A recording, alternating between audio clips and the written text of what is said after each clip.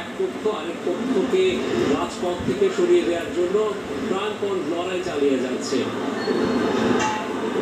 আন্দোলনের প্রথম হাসলা motor road, এরপর কারওয়ান বাজার হয়ে ফার্মগেট পর্যন্ত চলে আসেন আওয়ামী লীগ ও তাদের অঙ্গ সংগঠনের নেতা। রণক্ষেত্রে পরিণত হয় রাজধানীর গুরুত্বপূর্ণ এলাকা এবং শুধু প্রধান সড়কই নয়, অলিগলিতেও সংঘর্ষ ছড়িয়ে পড়ে।